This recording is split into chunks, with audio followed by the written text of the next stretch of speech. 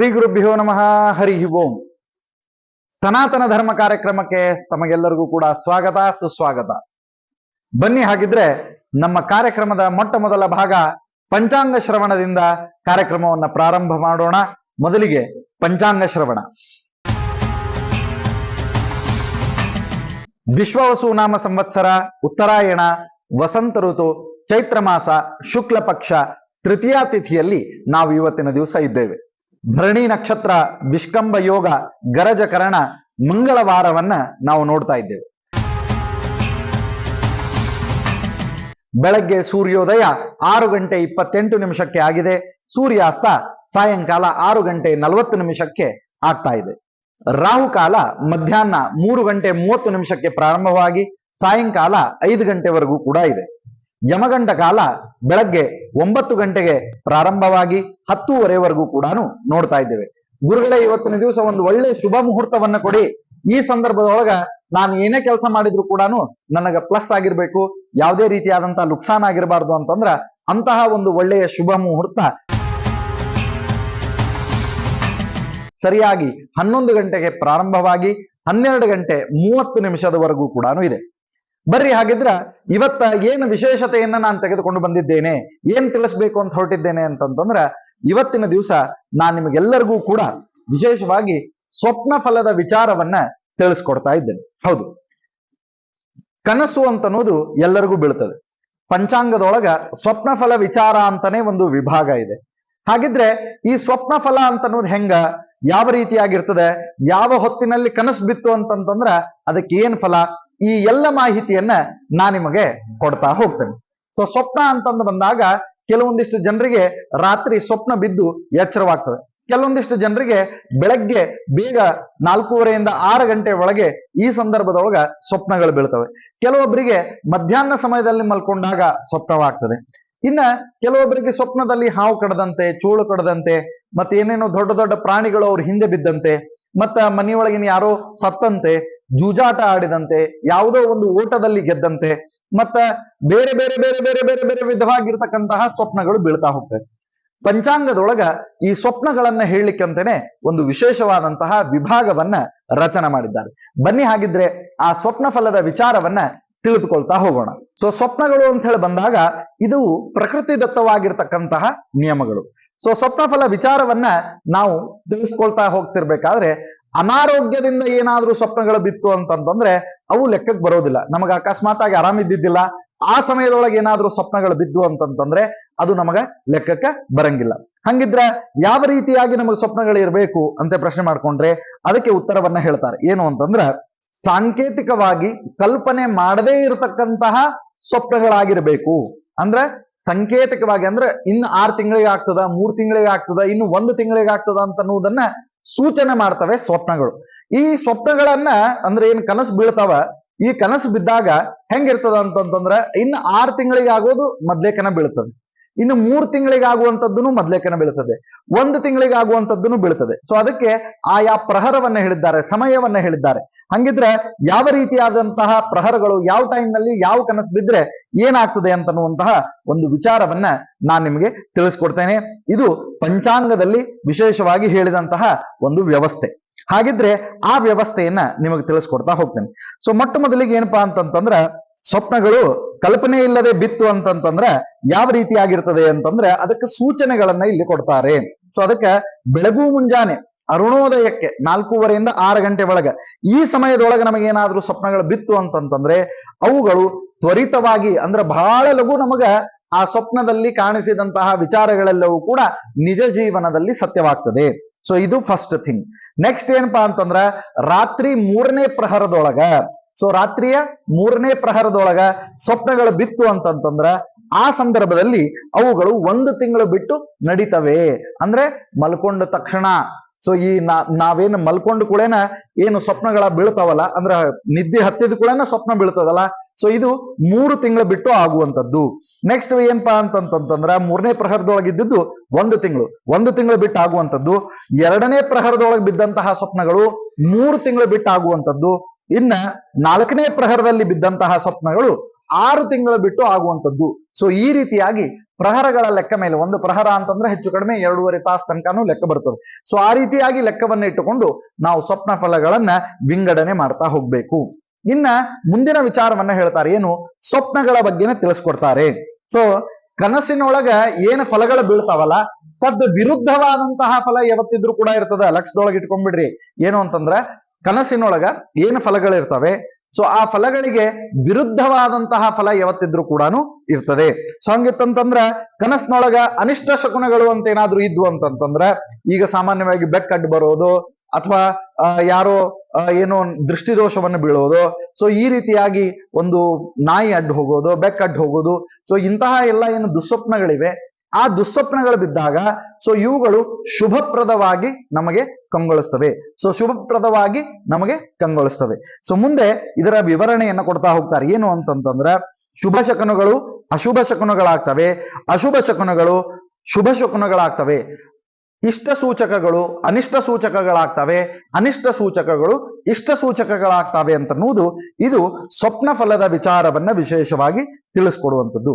ಅದಕ್ಕೆ ಹೇಳ್ತಾರೆ ಏನೇನು ಹೆಂಗೆಂಗ ಅಂತನ್ನುವಂತಹ ಕೆಲವೊಂದಿಷ್ಟು ಮಾಹಿತಿಯನ್ನ ಕೊಡ್ತಾರೆ. ಏನು ಅಂತಂದ್ರ ಸ್ವಪ್ನದೊಳಗ ನಾವು ಅಕಸ್ಮಾತ್ ಆಗಿ ಜಗಳ ಆಡಿದ್ವಿ ಅಂತಂದ್ರ ಗೆಳತನ ಹೆಚ್ಚಾಗ್ತದ. ನೋಡ್ರಿ, ಸ್ವಪ್ನದೊಳಗ ಜಗಳ ಆಡಿದ್ರ ಗೆಳತನ ಹೆಚ್ಚಾಗ್ತದ. ಇನ್ನು ನೆಕ್ಸ್ಟ್ ಏನಪ್ಪಾ ಅಂತಂತಂದ್ರ ಮದುವೆ ಆಯ್ತು ಅಂತಂತಂದ್ರ ಅಪಘಾತಗಳಾಗ್ತವ. ಸೊ ಮದುವೆ ಆಯ್ತು ಅಂತಂತಂದ್ರ ಸ್ವಪ್ನದೊಳಗ ಅಪಘಾತಗಳಾಗೋದ್ ಗ್ಯಾರಂಟಿ. ಇನ್ನು ಸ್ವಪ್ನದೊಳಗ ರೊಕ್ಕ ನೋಡಿದ್ವಿ ಅಂತಂದ್ರ, ಹಣ ನೋಡಿದ್ವಿ ಅಂತಂತಂದ್ರ ಏನಾಗ್ತದ ಅಂತಂತಂದ್ರ ನಮಗೆ ಆ ಹಣ ನಾಶವಾಗ್ತದೆ, ದ್ರವ್ಯ ನಾಶವಾಗ್ತದೆ. ಇನ್ನು ಹೇಳ್ತಾರ ಅಕಸ್ಮಾತ್ ಆಗಿ ಸ್ವಪ್ನದೊಳಗೆ ಹಾಡಿದ್ರ, ಮಲಗಿದ್ರೆ, ಬಹಳ ಸಂತೋಷದ ಸುದ್ದಿ ಕೇಳಿದ್ರೆ, ಬಂಗಾರ ಸಿಕ್ತು ಅಂತಂದ್ರೆ, ಊಟ ಮಾಡ್ಕೋತ ಕೂತಿದ್ವಿ ಅಂತಂದ್ರ ಕನಸಿನೊಳಗ ಉನ್ನತ ಹುದ್ದೆ ಸಿಕ್ತು ಅಂತಂತಂದ್ರ, ಆಮೇಲೆ ವಿಶೇಷವಾಗಿ ಚುನಾವಣೆಯಲ್ಲಿ ಗೆದ್ವಿ ಅಂತಂತಂದ್ರ, ಜೂಜಾಟದೊಳಗ ಹಣದ ಆದಾಯ ಬಂತು ಅಂತಂತಂದ್ರ ಅವೆಲ್ಲವೂ ಕೂಡ ಅಶುಭ ಸೂಚನೆಗಳಾಗಿರ್ತವೆ. ಸೊ ಅಂದ್ರೆ ಏನು, ಇದರ ವಿರುದ್ಧವಾಗಿ ನಡಿಬೇಕು ಅಂತ ಅರ್ಥ.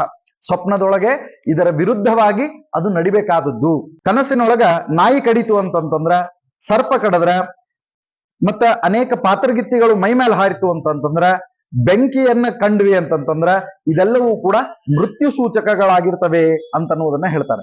ಇನ್ನ ನಾವೇನಾದ್ರೂ ಕನಸಿನೊಳಗ ಪುಸ್ತಕ ದರ್ಶನವಾತು ಅಂತಂತಂದ್ರ, ಯುದ್ಧದೊಳಗ ಅಪಜಯ, ಚುನಾವಣಾದಿಗಳಲ್ಲಿ ಅಪಜಯ, ಮೇಲಾಧಿಕಾರಿಗಳಿಂದ ಹೆದರಿಕೆಯನ್ನ ತೋರಿಸುವಂಥದ್ದು, ಇನ್ನ ಕನಸಿನೊಳಗ ದೆವ್ವ, ಭೂತ, ಪ್ರೇತ, ಪಿಶಾಚ ಇಂಥವೆಲ್ಲ ಬಂತು ಅಂತಂತಂದ್ರ ಅವಾಗ ನಮಗೆ ಹೆದರಿಕೆ ಪ್ರಾರಂಭ ಆಗ್ತದೆ.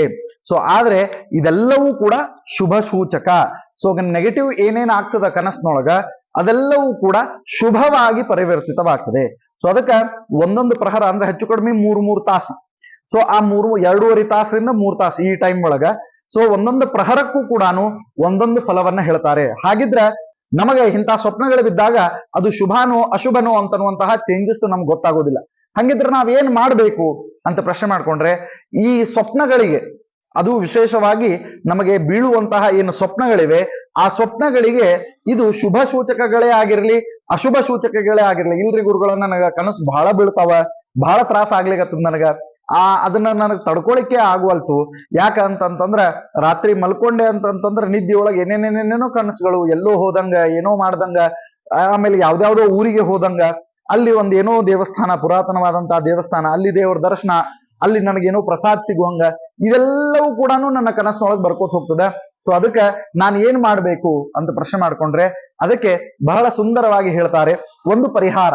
ಏನು ಪರಿಹಾರ ಅಂತಂತಂದ್ರ, ಯಾರಿಗೆ ಕನಸುಗಳು ಜಾಸ್ತಿ ಬೀಳ್ತವೆ, ಸೊ ಯಾರಿಗೆ ಕನಸುಗಳು ಜಾಸ್ತಿ ಬೀಳ್ತವೆ, ಸೊ ಅದರಲ್ಲೂ ಕೂಡ ಅದು ಶುಭ ಕನಸೇ ಆಗಿರ್ಲಿ ಅಶುಭ ಕನಸೇ ಆಗಿರ್ಲಿ, ಇಂಥ ಕನಸು ಜಾಸ್ತಿ ಬೀಳ್ತಾವ್ರಿಪ್ಪ, ಕೆಲವೊಮ್ಮೆ ಅದು ಶುಭನೋ ಅಶುಭನೋ ಅಂತ ಹೇಳಿ ವಿಚಾರ ಮಾಡುವಷ್ಟು ಕೂಡ ನನಗ ತಾಳ್ಮೆ ಇರಂಗಿಲ್ಲ. ಸೊ ಇಂತಹ ಕನಸುಗಳು ನನಗೆ ಜಾಸ್ತಿ ಬೀಳ್ತಾವ, ಅದಕ್ಕೆ ಏನಾದ್ರೂ ಒಂದು ಪರಿಹಾರವನ್ನ ತಿಳಿಸ್ರಿ ಅಂತ ಪ್ರಶ್ನೆ ಮಾಡ್ಕೊಂಡ್ರೆ ಬಹಳ ಸುಂದರವಾಗಿರ್ತಕ್ಕಂತಹ ಒಂದು ಸ್ತೋತ್ರವನ್ನ ಹೇಳ್ತಾರೆ. ಬನ್ನಿ ಹಾಗಿದ್ರೆ ಆ ಸ್ತೋತ್ರವನ್ನ ನಿಮಗೆ ತಿಳಿಸ್ಕೊಡ್ತೇನೆ. ಎಲ್ಲ ರೀತಿಯಾದಂತಹ ಸ್ವಪ್ನಗಳು ಒಂದು ಪಾಸಿಟಿವ್ ವೈಬ್ಸ್ ಅನ್ನ ಕ್ರಿಯೇಟ್ ಮಾಡೋ ಹಂಗ ಆ ಸ್ತೋತ್ರದ ಪಾರಾಯಣವನ್ನ ಮಾಡಬೇಕು. ಸೊ ಮಲ್ಕೊಂಡು ಎದ್ದ ಮೇಲೆ ಅಥವಾ ಮಲ್ಕೊಳ್ಳೋಕ್ಕಿಂತ ಮೊದಲಿಗೆ ಈ ಮಂತ್ರದ ಒಂದು ಪಠಣೆಯನ್ನ ಮಾಡಿದ್ರೆ ನಿಮ್ಮ ಎಲ್ಲ ರೀತಿಯಾದಂತಹ ದುಸ್ವಪ್ನಗಳಿಗೆ ಸುಫಲ ಪ್ರಾಪ್ತಿಯಾಗ್ತದೆ. ದುಸ್ವಪ್ನದ ನಾಶಕ್ಕಾಗಿ ಮತ್ತು ಫಲಗಳಿಗೆ, ಸ್ವಪ್ನ ಫಲಗಳಿಗೆ ಒಳ್ಳೆಯ ಫಲಗಳ ಸಿಗೋದಕ್ಕೋಸ್ಕರವಾಗಿ ಅಗಸ್ತ್ಯೋ ಮಾಧವಶ್ಚೈವ ಮುಚಕುಂದೋ ಮಹಾಮುನಿಹಿ, ಅಗಸ್ತ್ಯೋ ಮಾಧವಶ್ಚೈವ ಮುಚಕುಂದೋ ಮಹಾಮುನಿಹಿ ಕಪಿಲೋ ಮುನಿರಾಸ್ತೀಕ ಪಂಚೈತೆ ಸುಖಶಾಯಿನಃ ಅಂತನ್ನುವಂತಹ ಈ ಮಂತ್ರವನ್ನ ವಿಶೇಷವಾಗಿ ಪಠಣೆಯನ್ನ ಮಾಡಬೇಕು. ಮತ್ತೊಮ್ಮೆ 2ನೇ ಶ್ಲೋಕವನ್ನ ನಾನು ನಿಮ್ಗೆ ತಿಳಿಸ್ಕೊಡ್ತಾ ಇದ್ದೇನೆ. ಅದೇನು ಅಂತಂದ್ರೆ ಕಪಿಲೋ ಮುನಿರಾಸ್ತೀಕ ಪಂಚೈತೆ ಸುಖಶಾಯಿನಃ ಅಂತ. ಸೊ ಈ ಮಂತ್ರವನ್ನ ವಿಶೇಷವಾಗಿ ಪಠಣ ಮಾಡೋದರಿಂದ ಎಲ್ಲ ರೀತಿಯಾದಂತಹ ದುಸ್ವಪ್ನಗಳ ನಾಶ ಅಂತ ಅನ್ನೋದು ಶತಸಿದ್ಧ ಅಂತ ಹೇಳ್ತಾ ಈಗ ಒಂದು ಪುಟ್ಟ ವಿರಾಮದ ನಂತರ ಸನಾತನ ಧರ್ಮ ಕಾರ್ಯಕ್ರಮ ಮುಂದುವರಿ. ಬನ್ನಿ ಹಾಗಿದ್ರೆ ಇನ್ನ ಪಂಚಾಂಗದೊಳಗ ಇನ್ನೊಂದು ವಿಶೇಷವಾದಂತಹ ಒಂದು ಏನಂತಾರ ಇಂಡೆಕ್ಸ್ ಅದ. ಆ ವಿಷಯ ಏನು ಅಂತಂತಂದ್ರ ಅಂಗಸ್ಫುರಣ ಅಂತ. ಅಂಗಸ್ಫುರಣ ಅಂತಂದ್ರೆ ಏನು ಅಂತಂದ್ರೆ ಈ ಬಲಗಣ್ಣ ಹಾರೋದು, ಎಡಗಣ್ಣ ಹಾರೋದು, ಆಮೇಲೆ ಭುಜ ಹಾರೋದು, ಆಮೇಲೆ ವಿಶೇಷವಾಗಿ ಬಟ್ಟುಗಳ ಜಗ್ಗದಂಗ ಆಗೋದು, ಕಾಲು ಜುಮ್ ಹಿಡಿಯೋದು. ಸೊ ಈ ರೀತಿಯಾಗಿ ದೇಹಗಳಿಗೆ ಬೇರೆ ಬೇರೆ ವಿಧವಾಗಿರತಕ್ಕಂತಹ ಸಂಕೇತಗಳು, ಇದು ಅಂಗಸ್ಫುರಣ ಅಂತ ಹೇಳ್ತಾರೆ. ಸೊ ಅಂಗ ಸ್ಫುರಣವಾಗೋದು, ವೈಬ್ರೇಟ್ ಆಗೋದು, ಜಗ್ಗೋದು, ಎಳದಂಗಾಗೋದು, ಈ ರೀತಿಯಾದಂತಹ ಅದನ್ನ ನಾವು ನೋಡ್ತೇವೆ. ಹಾಗಿದ್ರೆ ಅಂಗಸ್ಫುರಣಕ್ಕೂ ಕೂಡ ಫಲವನ್ನ ಹೇಳ್ತಾರೆ ಜ್ಯೋತಿಷ್ಯ ಶಾಸ್ತ್ರದೊಳಗ. ಸೊ ಹಂಗಿದ್ರೆ ಏನೇನು ಅಂಗಸ್ಫುರಣದ ಫಲಗಳು ಅಂತ ಹೇಳಿ ಪ್ರಶ್ನೆಯನ್ನ ನಾವು ಮಾಡ್ತಾ ಹೋಗೋಣ, ನೋಡ್ತಾ ಹೋಗೋಣ. ಸೊ ಅದಕ್ಕೆ ಹೇಳ್ತಾರೆ ಏನು, ಬಲಗಣ್ಣು ಯಾವ ರೀತಿಯಾಗಿ ಯಾರ್ದು ಹಾರಬೇಕು, ಯಾರ್ದು ಹಾರಬಾರ್ದು, ಎಡಗಣ್ಣು ಯಾರ್ದು ಹಾರಬೇಕು, ಯಾರ್ದು ಹಾರಬಾರ್ದು. ಸೊ ಈ ಎಲ್ಲ ವಿಶ್ಲೇಷಣೆಗಳನ್ನ ನಾನು ನಿಮಗೆ ಕೊಡ್ತಾ ಹೋಗ್ತೇನೆ. ಮೊಟ್ಟ ಮೊದಲಿಗೆ ಪುರುಷರ ಬಲಗಣ್ಣು ಮೇಲ್ಭಾಗದೊಳಗ ಎಡಗಡೆ ಹಾರಿತ್ತು ಅಂತಂತಂದ್ರ ಅದು ಯಶಸ್ಸನ್ನ ತಂದು ಕೊಡ್ತದೆ. ಸೊ ಮತ್ತೊಮ್ಮೆ ಹೇಳ್ತಾ ಇದ್ದೇನೆ, ಕೇಳಿಸ್ಕೊಡ್ರಿ. ಏನು ಅಂತಂದ್ರ ಪುರುಷರ ಬಲಗಣ್ಣು ಮೇಲ್ಭಾಗ ಎಡಗಡೆಗೆ ಹಾರಿತು ಅಂತಂತಂದ್ರೆ ಯಶಸ್ಸು ದೊರೀತದೆ. ಅದೇ ಬಲಗಡೆಗೆ ಹಾರಿತು ಅಂತಂತಂದ್ರೆ ಅವಾಗ ದ್ರವ್ಯ ನಷ್ಟ ಅಂತನ್ನುವಂತಹ ಫಲವನ್ನ ಹೇಳ್ತಾ ಇದ್ದಾರೆ. ಇನ್ನ ಬಲಗಣ್ಣಿನ ಕೆಳಗಡೆ, ಸೊ ಈ ಭಾಗದೊಳಗೆ ಏನಾದ್ರೂ ಹಾರ್ಲಿಕ್ಕೆ ಪ್ರಾರಂಭ ಆಯ್ತು ಅಂತಂತಂದ್ರ ಅವಾಗ ಲಾಭವಾಗ್ತದೆ. ಇನ್ನ ಎಡಗಣ್ಣಿನ ಮೇಲೆ ಬಲಭಾಗ ಹಾರ್ತು ಅಂತಂತಂದ್ರ ಅವಾಗ ಕೀರ್ತಿ ವೃದ್ಧಿ ಆಗ್ತದೆ. ಸೊ ಇದೆಲ್ಲವೂ ಕೂಡ ನಾನು ಗಂಡ್ಮಕ್ಳಿಗೆ, ಪುರುಷರಿಗೆ ಹೇಳುವಂಥದ್ದು. ಸೊ ಲಕ್ಷ್ಯ ಕೊಟ್ಟು ನೀವು ಇದನ್ನ ಕೇಳಿಸ್ಕೊಡ್ರಿ. ಇನ್ನ ಎಡಭಾಗಕ್ಕೆ ಏನಾದ್ರೂ ಕಣ್ಣು ಹಾರ್ತು ಅಂತಂತಂದ್ರ ಅವಾಗ ನಷ್ಟ ಪ್ರಾಪ್ತಿ ಅಂತನ್ನುವಂತಹ ಫಲ ಇದೆ. ಹುಬ್ಬು ಹಾರ್ತು ಅಂತಂತಂದ್ರೆ ಲಾಭ. ಸೊ ಯಾವುದೇ ಹುಬ್ಬು ಹಾರಿದ, ಅದು ಬಲಗಣ್ಣರೇ ಇರ್ಲಿ ಎಡಗಣ್ಣರೇ ಇರ್ಲಿ, ಹುಬ್ಬು ಹಾರ್ತು ಅಂತಂತಂದ್ರೆ ಅದು ಲಾಭವನ್ನ ತಂದು ಕೊಡುವಂತದ್ದಾಗಿದೆ. ಇನ್ನ ಬಲರೆಪ್ಪೆ ಹಾರಿದರೆ ಸುಖ ಮತ್ತು ಆನಂದವನ್ನ ಕೊಡ್ತದೆ. ಬಲರೆಪ್ಪೆ ಹಾರ್ತು ಅಂತಂದ್ರೆ ಸುಖ ಮತ್ತು ಆನಂದ ಇದೆರಡೂ ಕೂಡ ಸಿಗ್ತದೆ. ಅದೇ ಎಡರೆಪ್ಪೆ ಹಾರ್ತು ಅಂತಂತಂದ್ರ ನಾವೇನ್ ಮಾಡ್ತೇವೆ, ಯಶಸ್ಸನ್ನ ಕಾಣ್ತಾ ಇದ್ದೇವೆ ಜೀವನದೊಳಗ ಅಂತನ್ನುವಂತಹ ಸಂಕೇತವನ್ನ ಈ ಅಂಗಸ್ಫುರಣ ಫಲ ಹೇಳ್ತಾ ಇದೆ. ಇನ್ನ ರೆಪ್ಪೆ ಕೆಳಗಡೆ ಏನಾದ್ರೂ ಹಾರ್ತು ಅಂತಂತಂದ್ರ ಅವಾಗ ಹಾನಿ. ಸೊ ನೋಡ್ರಿ, ರೆಪ್ಪೆ, ಆಮೇಲೆ ಈ ಕಡೆ ಇಲ್ಲಿ ನಾವೇನ್ ಕೂದಲುಗಳನ್ನು ನೋಡ್ತೇವೆ, ಈ ಪ್ರತಿಯೊಂದಕ್ಕೂ ಕೂಡ ಇಲ್ಲಿ ನರಗಳೇ ಇರ್ತವೆ. ಸೊ ಈ ನರಗಳು ನಮಗೆ ಸಂಕೇತವನ್ನ ಕೊಡ್ತವೆ. ಅದೇ ಅಂಗಸ್ಫುರಣ ಫಲ. ಸೊ ಇದಿಷ್ಟು ನಾ ಏನ್ ಹೇಳಿದೆ ಈ ಹೊತ್ತಿನವರೆಗೆ, ಇದು ಎಲ್ಲ ಪುರುಷರಿಗೆ, ಎಲ್ಲ ಗಂಡಸರಿಗೆ ಇದು ಸಂಬಂಧಿತವಾಗಿರ್ತದೆ. ಹಾಗಿದ್ರೆ ಬನ್ನಿ, ಹೆಣ್ಣು ಮಕ್ಕಳಿಗೆ ಯಾವ ರೀತಿಯಾಗಿರ್ತದೆ, ಏನು ಎಂತು, ಇದೆಲ್ಲದರ ಒಂದು ಮಾಹಿತಿಯನ್ನ ನಿಮಗೆ ಕೊಡ್ತಾ ಹೋಗ್ತೇನೆ. ಸ್ತ್ರೀಯರಿಗೆ ಬಲಗಣ್ಣು ಹಾರ್ತು ಅಂತಂದ್ರ ಸೊ ನಷ್ಟವಾಗ್ತದೆ. ಸೊ ಸ್ತ್ರೀಯರಿಗೆ ಬಲಗಣ್ಣ ಹಾರಿದ್ರೆ ಏನಾಗ್ತದೆ, ನಷ್ಟ ಪ್ರಾಪ್ತಿ ಅಂತನ್ನುವಂತಹ ಫಲವನ್ನ ಹೇಳ್ತಾರೆ. ಅದೇ ಎಡಗಣ್ಣ ಹಾರ್ತು ಅಂತಂತಂದ್ರೆ ಹೆಣ್ಣು ಮಕ್ಕಳಿಗೆ ಸುಖವನ್ನ ಹೇಳ್ತಾ ಇದ್ದಾರೆ. ಸೊ ಸುಖ ಯಾವಾಗ ಅಂತಂದ್ರೆ ಎಡಗಣ್ಣ ಹಾರಬೇಕು, ಅವಾಗ ಸುಖ ಪ್ರಾಪ್ತಿ ಆಗ್ತದೆ. ಇನ್ನ ಹುಬ್ಬು ಹಾರ್ತು ಅಂತಂತಂದ್ರೆ ನಾವು ಮೇಲ್ಗಡೆ ಏನು ಹುಬ್ಬು ನೋಡ್ತೇವೆ, ಐಬ್ರೋಸ್ ಅಂತ ನಾವೇನ್ ಹೇಳ್ತೇವೆ. ಸೊ ಇಂತಹ ಹುಬ್ಬು ಹಾರ್ತು ಅಂತಂದ್ರೆ ಭಯಪ್ರಾಪ್ತಿ ಅಂತನ್ನುವಂತಹ ಫಲವನ್ನ ಹೇಳಿದ್ದಾರೆ. ಎಡಗಡೆದೇ ಇರ್ಬೋದು, ಬಲಗಡೆದೇ ಇರ್ಬೋದು, ಯಾವುದೇ ಇದ್ರೂ ಕೂಡ ಅದು ಹುಬ್ಬು ಹಾರ್ತು ಅಂತಂತಂದ್ರೆ ಅವಾಗ ಏನಾಗ್ತದ ಅಂತಂತಂದ್ರೆ ನಿಮಗೆ ಭಯ ಪ್ರಾಪ್ತಿ. ಇನ್ನ ಬಲರೆಪ್ಪೆ ಹಾರ್ತು ಅಂತಂತಂದ್ರೆ ಅದು ವಿಪತ್ಕಾರಕವಾಗಿರ್ತದೆ. ಬಲಗಣ್ಣಿನ ಬಲರೆಪ್ಪೆ ಹಾರ್ತು ಅಂತಂದ್ರ ಅದು ವಿಪತ್ಕಾರಕ. ಎಡರೆಪ್ಪೆ ಹಾರ್ತು ಅಂತಂತಂದ್ರ ಆನಂದದಾಯಕ. ಸೊ ಆನಂದವನ್ನು ಉಂಟು ಮಾಡ್ತದೆ. ಇನ್ನ ಸ್ತ್ರೀ ಪುರುಷ ಇಬ್ಬರಿಗೂ ಕೂಡ, ಸೊ ಸ್ತ್ರೀ ಮತ್ತು ಪುರುಷ ಇಬ್ಬರಿಗೂ ಕೂಡ ಅಂಗಸ್ಫುರಣ ಫಲದಲ್ಲಿ ಒಂದು ಕಾಮನ್ ಆಗಿರ್ತಕ್ಕಂಥ ಕೆಲವೊಂದಿಷ್ಟು ಅಂಗಸ್ಫುರಣಗಳನ್ನ ಹೇಳ್ತಾರೆ. ಸೊ ಆ ಅಂಗಸ್ಫುರಣಗಳು ಯಾವ್ಯಾವು ಅಂತ ಅನ್ನೋದನ್ನ ನೋಡ್ತಾ ಹೋಗೋಣ. ಸೊ ಮೊಟ್ಟ ಮೊದಲಿಗೆ ಏನಪ್ಪಾ ಅಂತಂತಂದ್ರೆ ಸ್ತ್ರೀ ಪುರುಷರಿಗೆ ತಲೆಯ ಬಲಗಡೆಗೆ ಏನು ಈ ತಲೆ ಭಾಗ ಇದೆ ಅದರೊಳಗೆ ಬಲಗಡೆಗೆ ಹಾರ್ಲಿಕ್ಕೆ ಪ್ರಾರಂಭ ಆಯ್ತು ಅಂತಂದ್ರೆ ದೂರದ ಪ್ರಯಾಣ ಅಂತನ್ನುವಂತಹ ಅರ್ಥವನ್ನ ಹೇಳ್ತಾರೆ. ಇನ್ನ ಎಡಕ್ಕೆ ಹಾರ್ತು ಅಂತಂತಂದ್ರೆ ತಲೆ ಎಡಭಾಗಕ್ಕೆ ಏನಾದ್ರೂ ಸ್ವಲ್ಪ ನೋಯಿಸೋದು ಅಥವಾ ಆ ಅಂಗ ಸ್ಫುರಣವಾಗುವುದು, ಅಲ್ಲಿ ಜಗ್ಗದಂಗ ಆಗುವುದು ಆಯ್ತು ಅಂತಂತಂದ್ರೆ ಅದಕ್ಕೆ ರಾಜ ಮರ್ಯಾದೆಯನ್ನ ಹೇಳ್ತಾ ಇದ್ದಾರೆ. ಇನ್ನ ಹಣೆ, ಸೊ ಹಣೆ ಭಾಗಕ್ಕೆ ಏನಾದ್ರೂ ಹಾರ್ಲಿಕ್ಕೆ ಪ್ರಾರಂಭವಾಯ್ತು ಬಲಗಡೆಗೆ ಅಂತಂತಂದ್ರೆ ಅದು ಶುಭ ಲಾಭವನ್ನ ತಂದು ಕೊಡ್ತದೆ. ಇನ್ನ ಬಲ ಕಿವಿ ಹಾರ್ಲಿಕ್ಕೆ ನಷ್ಟವನ್ನ ತಂದ್ಕೊಡ್ತದೆ. ಕಿವಿ ಜಗದಂಗ ಆಗ್ತು, ಬಲಕಿವಿ ಹಾರ್ತು, ಹಿಂಗೇನಾರ ಆಗ್ಲಿಕ್ಕತ್ತು, ಇಲ್ಲಿ ಮೂಮೆಂಟಮ್ ಇತ್ತು ಅಂತಂತಂದ್ರ ಬಲಕಿವಿ ನಷ್ಟವನ್ನ ತಂದ್ಕೊಡ್ಲಿಕ್ಕೆ ಸಾಕಾಗ್ತದೆ. ಇನ್ನು ಎಡಕಿವಿ ಹಾರ್ತು ಅಂತಂದ್ರೆ ಸ್ತ್ರೀಯರಿಗೆ ಪುರುಷರಿಗೆ ಇಬ್ಬರಿಗೂ ಕೂಡ ಲಾಭವನ್ನ ಹೇಳಿದ್ದಾರೆ. ಇನ್ನು ಎಡಗಲ್ಲ, ಸೊ ಎಡಗಡೆ ಗಲ್ಲ ಏನಿದೆ, ಈ ಗಲ್ಲ ಹಾರ್ತು ಅಂತಂತಂದ್ರೆ ದೇಹದ ಪೀಡೆಯನ್ನ ಹೇಳ್ತಾರೆ. ಇನ್ನ ಬಲಗಲ್ಲ ಹಾರ್ತು ಅಂತಂತಂದ್ರೆ ಸುಖವನ್ನ, ಲಾಭವನ್ನ ಹೇಳ್ತಾ ಇದ್ದಾರೆ. ಮೇಲ್ತುಟಿ ಹಾರ್ತಾ ಇತ್ತು ಅಂತಂತಂದ್ರೆ ಸಂಪತ್ತು ಪ್ರಾಪ್ತಿ ಆಗ್ತದೆ. ಕೆಳತುಟಿಯಿಂದ ಮತ್ತೊಬ್ಬರಿಂದ ಲಾಭ ನಿಮಗಾಗ್ತದೆ. ಸೊ ಕೆಳತುಟಿ ಹಾರ್ತು ಅಂತಂದ್ರೆ ಮತ್ತೊಬ್ಬರಿಂದ ಲಾಭ, ಮೇಲ್ತುಟಿ ಹಾರ್ತು ಅಂತಂತಂದ್ರೆ ಸ್ವಂತ ನಿಮಗೆ ಲಾಭ, ನಿಮ್ಮಿಂದನೇ ಲಾಭ. ಇನ್ನ ಬಲಭುಜ ಹಾರ್ತು ಅಂತಂತಂದ್ರೆ ನಿಮಗ ಧನ ಧಾನ್ಯದ ಲಾಭವನ್ನ ತಂದು ಕೊಡ್ತದೆ. ಇನ್ನ ಬಲಶ್ರೋಣಿ ಹಾರ್ಲಿಕ್ಕೆ ಗಂಡಾಂತರವನ್ನ ತಂದು ಕೊಡ್ತದೆ. ಇನ್ನ ಬಲತೊಡೆ ಹಾರ್ತು ಅಂತಂತಂದ್ರೆ ಶುಭ. ಇನ್ನ ಪಾದ ಹಾರಲು ಪ್ರಯಾಣ, ಅಂಗೈಯ ಹಾರಲು ಧನಲಾಭವನ್ನ ಹೇಳ್ತಾರೆ. ಬಲಭುಜ ಹಾರಿದೆ ಧನ ಧಾನ್ಯಗಳ ಅಭಿವೃದ್ಧಿಯನ್ನ ಹೇಳ್ಕೊಡ್ತಾರೆ. ಎಡಭುಜ ಹಾರಿದ್ರೆ ನಷ್ಟವನ್ನ ಹೇಳ್ಕೊಡ್ತಾರೆ. ಏನು, ಎಡಭುಜ ಹಾರ್ತು ಅಂತಂತಂದ್ರೆ ನಷ್ಟವನ್ನ ಹೇಳ್ಕೊಡ್ತಾರೆ. ಸೊ ಈ ರೀತಿಯಾಗಿ ಫಲಗಳು ಇರ್ತವೆ. ಸೊ ಅದಕ್ಕೆ ಇದೆಲ್ಲವನ್ನ ನಾವು ಗಮನಿಸಿದಾಗ ನಮ್ಗೆ ಗೊತ್ತಾಗುವುದೇನು ಅಂತಂದ್ರ ಅಂಗಸ್ಫುರಣದ ಮಹತ್ವ. ಸೊ ಈ ಅಂಗಸ್ಫುರಣದ ಮಹತ್ವವನ್ನ ನಾವು ಇವತ್ತಿನ ದಿವಸ ತಿಳಿದುಕೊಂಡಿದ್ದೇವೆ. ಸೊ ಅಂಗಸ್ಫುರಣದಲ್ಲಿ ಎಡಗಡೆಗೆ ಬಲಗಡೆಗೆ ಅಂತ ಹೇಳ್ತಾ, ಬಲರೆಪ್ಪೆ ಎಡರೆಪ್ಪೆ ಅಂತ ಹೇಳ್ತಾ, ಮತ್ತು ವಿಶೇಷವಾಗಿ ತುಟಿಗಳ ಬಗ್ಗೆ ಮಾಹಿತಿಯನ್ನ ಕೊಡ್ಲಾಗ್ತಾ ಇದೆ. ಬನ್ನಿ ಹಾಗಿದ್ರೆ ಇನ್ನು ಮುಂದೆ ಇನ್ನೂ ಹಲವಾರು ವಿಷಯಗಳನ್ನ ನಾವು ತಿಳಿತಾ ಹೋಗೋಣ. ಸೊ ಆ ಹಲವಾರು ವಿಷಯದಲ್ಲಿ ನಾವು ಇವತ್ತಿನ ದಿವಸ ತಿಳಿದಂತಹ ಫಲಗಳು ಏನೇನು ಅಂತಂದ್ರೆ ಅಂಗಸ್ಫುರಣ ಫಲವನ್ನ ನೋಡಿದ್ದೇವೆ. ಅದೇ ರೀತಿಯಾಗಿ ಸ್ವಪ್ನ ಫಲದ ವಿಚಾರವನ್ನ ನಾವು ಮಾಡಿದ್ದೇವೆ. ಬನ್ನಿ ಹಲ್ಲಿ ಪತನ ಫಲ ಅಂದ್ರೇನು, ಹಲ್ಲಿ ಎಲ್ಲಿ ಬಿದ್ರೆ ಏನ್ ಫಲ ಆಗ್ತದೆ ಅಂತನ್ನುವಂತಹ ವಿಚಾರವನ್ನ ತಿಳಿದುಕೊಳ್ಳೋಣ. ಮನಿಯೊಳಗ ಹಲ್ಲಿ ಓಡಾಡ್ತಾ ಇರ್ತವೆ. ಸೊ ಆ ಸಂದರ್ಭದೊಳಗ ಎಲ್ಲಿ ಬಿದ್ರ ಏನಾಗ್ತದ ಅಂತನ್ನುವಂತಹ ಫಲವನ್ನ ವಿಶೇಷವಾಗಿ ನಾವು ತಿಳಿದುಕೊಳ್ಳೋಣ. ಸೊ ಈ ಹಲ್ಲಿ ಪತನ ಫಲ ಅಂತ ಹೇಳಿ ಬಂದಾಗ ಸಾಮಾನ್ಯವಾಗಿ ಎಲ್ಲರ ಮನೆಯಲ್ಲೂ ಕೂಡ ಈ ಹಲ್ಲಿಗಳಿದ್ದಿರ್ತವೆ. ಗೋಡೆಯ ಮೇಲೆ ಯಾವ ದಿಕ್ಕಿನಿಂದ ಒದರ್ತವೆ ಆ ರೀತಿಯಾದಂತಹ ಫಲಗಳನ್ನ ಹೇಳ್ತಾರೆ. ಅದು ಆಕಾಶಕ್ಕೆ ಮುಖ ಮಾಡಿದಾಗ, ನೆಲಕ್ಕೆ ಮುಖ ಮಾಡಿದಾಗ, ನೆಲದ ಮೇಲೆ ಒದರಿದಾಗ, ಮತ್ತು ದೇಹದ ಯಾವ ಯಾವ ಅವಯವಗಳ ಮೇಲೆ ಹಲ್ಲಿ ತನ್ನ ಪ್ರಭಾವವನ್ನ ಬೀರ್ತದೆ ಅಂತನ್ನುವಂತಹ ವಿಚಾರವನ್ನ ಹೇಳ್ತಾರೆ. ಎಷ್ಟೋ ಬಾರಿ ದೇಹದ ಬೇರೆ ಬೇರೆ ಭಾಗಗಳ ಮೇಲೆ ಹಲ್ಲಿ ಬಿದ್ದಾಗ ನಮಗೇನ್ ಗೊತ್ತಾಗ್ತದ ಅಂತಂದ್ರ ಆ ಫಲವನ್ನ ನಿರೂಪಣೆ ಮಾಡುವಂತದ್ದಾಗ್ತದೆ. ಕೆಲವೊಮ್ಮೆ ತಲೆ ಮೇಲೆ ಬೀಳ್ತದೆ, ಬಲಭುಜದ ಮೇಲೆ, ಎಡಭುಜದ ಮೇಲೆ, ಕಾಲುಗಳ ಮೇಲೆ, ದೇಹದ ಬೇರೆ ಬೇರೆ ಅವಯವಗಳ ಮೇಲೆ ಆ ಹಲ್ಲಿ ಬೀಳುವಂಥದ್ದು ಗೋಡೆ ಮೇಲಿಂದ. ಹಾಗಿದ್ರೆ ಅದಕ್ಕೂ ಕೂಡ ಶಾಸ್ತ್ರಕಾರರು ಏನ್ ಮಾಡಿದ್ದಾರೆ ಅಂತಂದ್ರೆ ಇದನ್ನ ಒಂದು ಶಕುನ ಅಂತ ಹಿಡ್ಕೊಂಡಿದ್ದಾರೆ. ಶಕುನ ಅಂತ ಹಿಡಿದುಕೊಂಡು ಇದಕ್ಕೆ ಫಲವನ್ನ ಸೂಚನೆ ಮಾಡ್ತಾ ಹೋಗ್ತಾರೆ. ಬನ್ನಿ ಹಾಗಿದ್ರೆ ಈ ಹಲ್ಲಿ ಯಾವ ರೀತಿಯಾಗಿ ಬೀಳುತ್ತದೆ, ಇದರ ಫಲಗಳು ಏನೇನು, ಬಿದ್ರೆ ಏನೇನ್ ಆಗ್ತದೆ, ಇದೆಲ್ಲದರ ಒಂದು ಸಂಪೂರ್ಣ ಮಾಹಿತಿಯನ್ನ ಪಡೆದುಕೊಳ್ಳೋಣ. ಮೊಟ್ಟ ಮೊದಲೆದ್ದು ಹಲ್ಲಿ ಅಕಸ್ಮಾತ್ ಆಗಿ ತಲೆ ಮೇಲೆ ಬಿತ್ತು ಅಂತಂದ್ರೆ, ಹಣೆ ಮೇಲೆ ಬಿತ್ತು ಅಂತಂದ್ರೆ, ಕಿವಿ ಮೇಲೆ, ಕಣ್ಣುಗಳ ಮೇಲೆ, ಮೂಗು ಮೇಲೆ, ಮುಖದ ಮೇಲೆ, ಗಲ್ಲಗಳ ಮೇಲೆ ಬಿದ್ರೆ ಉತ್ತಮ ಫಲವನ್ನ ಹೇಳ್ತಾ ಇದ್ದಾರೆ.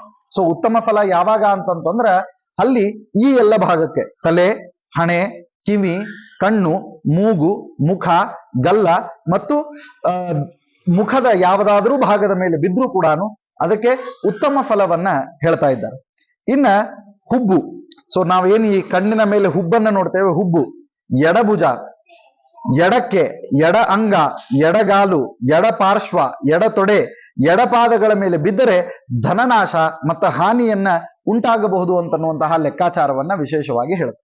ಸೊ ಅದಕ್ಕೆ ಹಲ್ಲಿ ಪತನ ಫಲ ಅಂತನ್ನೋದು ಬೀಳ್ತಿರ್ಬೇಕಾದ್ರೆ ನೀವು ಲಕ್ಷದೊಳಗೆ ಇಟ್ಕೊಂಡ್ಬಿಡ್ರಿ, ಎಡಭಾಗಕ್ಕೆ ಬಿತ್ತು ಅಂತಂತಂದ್ರೆ ಮ್ಯಾಕ್ಸಿಮಮ್ ಆಗಿ ನಮಗೆ ಧನನಾಶ ಮತ್ತು ಹಾನಿ ಅಂತನ್ನುವಂತಹ ಫಲ ಇರ್ತದೆ. ಅದೇ ಬಲಗಡೆ ಬಿದ್ದರೆ ಏನಾಗ್ತದೆ ಅದನ್ನ ನಾವು ನೋಡ್ತಾ ಹೋಗೋಣ. ಅದರಂತೆ ಬಲಭಾಗದಲ್ಲಿ ಬಿದ್ದರೆ ಲಾಭವನ್ನ ನಾವು ಪಡಿತಾ ಇದ್ದೇವೆ. ಸೌಖ್ಯ ಪ್ರಾಪ್ತಿ, ಹೊಟ್ಟೆಯ ಮೇಲೆ ಬಿತ್ತು ಅಂತಂದ್ರೆ ವಿಶೇಷವಾದಂತಹ ಧನಲಾಭ ಆಗ್ತದೆ. ಹೃದಯದ ಮೇಲೆ ದ್ರವ್ಯ ಲಾಭವಾಗ್ತದೆ. ನಾಭಿಯ ಮೇಲೆ ಮನೋರಥ ಸಿದ್ಧಿ ಉಂಟಾಗ್ತದೆ ಅಂತ ಹೇಳಿ ಅಂತನ್ನುವಂತ ಮಾತು ಹೇಳ್ತಾರೆ. ಅಂತ ಹೇಳಿ ಹೋಗಿ ಹಲ್ಲಿ ಬೀಳಿಸ್ಕೊಳ್ಳೋದಲ್ಲ. ಸೊ ಎಷ್ಟೋ ಜನ ಆ ರೀತಿಯಾಗಿ ಶಕುನಗಳ ನಡಿಬೇಕು ಅಂತ ಹೇಳಿ ಹೋಗಿ ನಡೆಸ್ಕೋತಾರಲ್ಲ, ಆ ಶಕುನ ಅಂತ ಹೇಳಿ ಕೌಂಟ್ ಆಗುವುದಿಲ್ಲ. ಕಿಂತು ಹಲ್ಲಿ ಬೀಳ್ತಿರ್ಬೇಕಾದ್ರೆ ಈ ರೀತಿಯಾದಂತಹ ಫಲಗಳನ್ನ ಹೇಳ್ತಾರೆ. ಸೊ ಇದು ಪ್ರತಿ ವರ್ಷದ ಪಂಚಾಂಗದಲ್ಲಿ ವಿಶೇಷವಾಗಿ ವಿವರಣೆಯನ್ನ ನೀಡಲಾಗಿರ್ತದೆ. ಸೊ ಅದಕ್ಕ ಅಕಸ್ಮಾತ್ ಆಗಿ ಹಲ್ಲಿ ನಮ್ಮ ಎಡಭಾಗಕ್ಕೆ ಬಿತ್ತು, ಅದಕ್ಕೇನಾದ್ರೂ ಫಲ ಇದೆಯಾ, ಅದನ್ನ ಆ ಅನಿಷ್ಟ ಫಲಗಳನ್ನ ನಾವು ಪರಿಹಾರ ಮಾಡ್ಕೊಳ್ಬಹುದಾ ಅಂತನ್ನುವಂತಹ ವಿಚಾರಧಾರೆಯನ್ನ ನಾವು ತಿಳಿದುಕೊಳ್ಳಿಕ್ಕೆ ಹೊರಟ್ವಿ ಅಂತಂದ್ರೆ ನಮಗೆ ದಕ್ಷಿಣ ಭಾರತದಲ್ಲಿ ಅನೇಕ ದೇವಸ್ಥಾನಗಳನ್ನ ನಾವು ನೋಡ್ತೇವೆ. ಆ ದಕ್ಷಿಣ ಭಾರತದೊಳಗ ದೇವಸ್ಥಾನಗಳಲ್ಲಿ ಹಲ್ಲಿಯನ್ನ ವಿಶೇಷವಾಗಿ ಬಂಗಾರದ ಹಲ್ಲಿ ಯಾರು ಮುಟ್ಟ್ಯಾರೋ ಇಲ್ಲೋ ಅಂತ ಅನ್ನೋದನ್ನ ಕೇಳ್ತಾರೆ. ಯಾರು ಮುಟ್ಟಿದ್ರು ಅಂತಂದ್ರೆ ಅವ್ರಿಗೆ ಹೋಗಿ ನಮಸ್ಕಾರ ಮಾಡ್ಕೊಂಡ್ ಬರ್ರಿ, ಆ ಹಲ್ಲಿ ಬಿದ್ದಂತಹ ಫಲ ಏನಿದೆ ಅದು ವಿಶೇಷವಾಗಿ ಅನಿಷ್ಟ ಫಲ ಇತ್ತು ಅಂತಂದ್ರೆ ಅದರ ನಾಶವಾಗ್ತದೆ ಅಂತನ್ನುವಂತಹ ಮಾತನ್ನ ಹೇಳ್ತಾರೆ. ಸೊ ಹೀಗೆ ಹಲ್ಲಿ ಬಿದ್ದಂತಹ ಫಲವನ್ನ ನಾವು ಈ ರೀತಿಯಾಗಿ ವಿಂಗಡಣೆಯನ್ನ ಮಾಡ್ತಾ ಹೋಗ್ತೇವೆ. ಸೊ ಅಕಸ್ಮಾತ್ ಆಗಿ ಹಲ್ಲಿ ಏನಾದ್ರೂ ನಿಮ್ಮ ದೇಹದ ಈ ಅವಯವಗಳ ಮೇಲೆ ಬಿದ್ರೆ ಶುಂಶುಮಾರ ದೇವರ ಸ್ಮರಣೆಯನ್ನ ಮಾಡಬೇಕು. ಸೊ ಶುಂಶುಮಾರ ದೇವರು ನೋಡ್ಲಿಕ್ಕೆ ಹೆಂಗಿರ್ತಾರೆ ಅಂತ ಪ್ರಶ್ನೆ ಮಾಡ್ಕೊಂಡ್ರೆ, ನಾಭಿಯಿಂದ ಕೆಳಗಡೆಯ ಚೋಳಿನ ಆಕಾರ, ನಾಭಿಯಿಂದ ಮೇಲ್ಪಟ್ಟು ಪರಮಾತ್ಮನ ಆಕಾರವನ್ನ ತಾಳಿದಂತಹ ರೂಪ. ಸೊ ಯಾವ ರೀತಿಯಾಗಿ ಚೋಳನ್ನ ನೀವು ನೋಡ್ತೀರಿ, ಆ ಚೋಳಿನಂತೆಯೇ ಭಗವಂತ ಇದ್ದಾನೆ. ತನ್ನ ಕೈಕಾಲುಗಳಲ್ಲಿ ಅಭಯ ಹಸ್ತ, ವರದ ಹಸ್ತವನ್ನ ಇಟ್ಟುಕೊಂಡು ಅನುಗ್ರಹವನ್ನ ಮಾಡ್ತಾ ಇದ್ದಾನೆ. ಸೊ ಇಂತಹ ಅದ್ಭುತನಾಗಿರ್ತಕ್ಕಂತಹ ಶುಂಶುಮಾರ ರೂಪಿಯಾಗಿರ್ತಕ್ಕಂತಹ ಭಗವಂತನ ಒಂದು ಪ್ರತಿಮೆಯನ್ನ ಧ್ಯಾನ ಮಾಡೋಣದ್ರಿಂದಲೇ ನಮಗೆ ಹಲ್ಲಿ ಪತನ ಫಲ ಅಂತ ಅನ್ನೋದೇನಿದೆ ಅದು ಎಲ್ಲವೂ ಕೂಡ ನಾಶವಾಗ್ಬಿಡ್ತದೆ. ಸೊ ಇದಿಷ್ಟು ವಿಶೇಷತೆಗಳಾಗಿತ್ತು ಸನಾತನ ಧರ್ಮ ಕಾರ್ಯಕ್ರಮದಲ್ಲಿ. ನಮಸ್ಕಾರ, ವಂದನೆಗಳು.